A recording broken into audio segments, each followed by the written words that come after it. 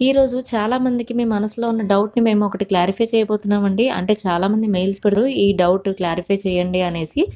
ఆ డౌట్ ఏంటి అనేది తెలుసుకోవాలనుకుంటే ఈ వీడియోని ఎండ్ దాకా స్కిప్ చేసేయకుండా చూడండి. అప్పుడే మీకు అర్థమవుతుంది. దాని సొల్యూషన్ కూడా చెప్తాము.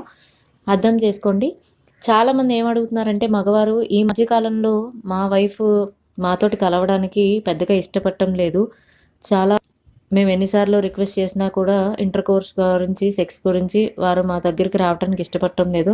ఎందుకని ఇలా మాకే ఎందుకవుతుంది? చాలా సఫర్ అవుతున్నాం అంటూ చాలామంది మాకు మెయిల్స్ పెడుతున్నారండి. దీనికి ప్రధాన కారణం ఏంటో, దానికి సొల్యూషన్ ఏంటో కూడా చెప్తాం. కానీ దానికంటే ముందు మీరు అర్థం చేసుకోవాల్సింది ఏంటి అంటే, పెళ్ళైన కొత్తలో భర్తకి భార్య, భార్యకి భర్త ఇద్దరే ఉంటారు కాబట్టి, వారికి ఒకరికొకరు టైం ఇచ్చుకోవడానికి అవకాశం ఉంటుందండి. అలాంటి పరిస్థితుల్లో ఒకరికొకరు దగ్గరవ్వడానికి ఇంట్రెస్ట్ చూపిస్తూ ఉంటారు. ఎందుకంటే ఏకాంతం అనేది ఉంటుంది